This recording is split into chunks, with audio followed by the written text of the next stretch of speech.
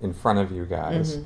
The times that I did get in front of you guys, right? Because I remember a trip where I went home when you guys were still together in Vacaville, and Dad and I were sitting there talking, and Dad was railing about the inefficiencies of management and how bad Scientology management was and this sort of thing. This was pre-Sea Org. This was when I was still a Class 5 staff member. It would have had to have been in Santa Barbara.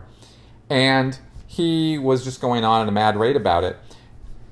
And I just nodded and smiled, because that's how I sometimes deal with conflict, as I just smile, try to slough it off, But he was really trying to drive this point home to me. And I think it was Dad's way of trying to get me to look at what I was involved in and maybe reevaluate it. But he was doing it wrong. And the reason he was doing it wrong was not the words he was saying, it was how he was saying it. Aggressive. He was aggressive and antagonistic about it. Yeah. And it rubbed me the wrong way. Right? It just did. And I wasn't going to be, I respect my dad. Sure. And so I wasn't going to say, shut the hell up. But I did try to make excuses, right? I felt defensive.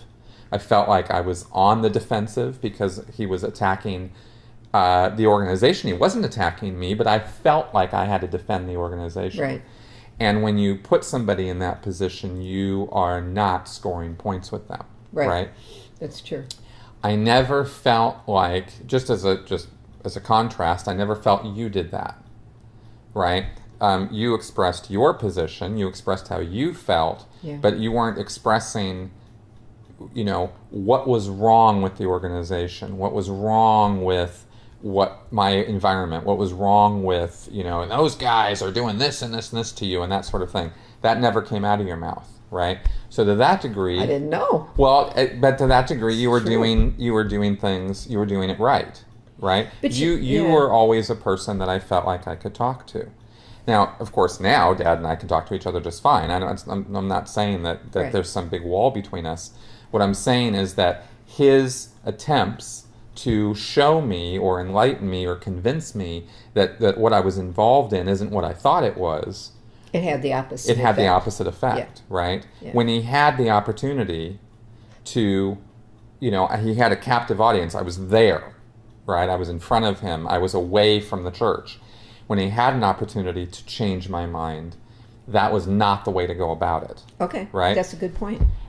And I wanted to also say, on reflection, what would have probably got me thinking or changing my mind, and I can't be 100% sure of this, but I think in looking back on it, would have been getting more out of me about what I was running into, what I was experiencing, what sort of things were happening, right?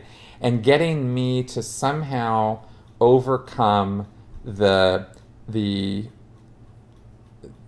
suppressed or the shields that Scientology staff and then later the Sea Org had installed to not talk about it, right?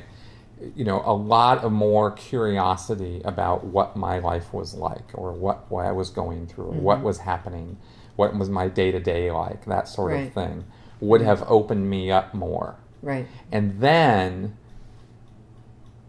you would have had an opening to point out something or comment, maybe even just very subtly, but somehow comment, well, that's not really per policy. Yeah, I know. I know, but they're trying to do better. Yeah, I get it. But, that's really not per policy. And that's it. That's it. Exactly. That's it. Then we're done. Something like that. Exactly. And I think that's really good information for people to have. Yeah. Now, some people, don't know Scientology and their kids do. So that those people who don't know Scientology can't really say something like that. But to say what are some of the things that what are some of the conflicts yes. that you're having? Exactly. Now,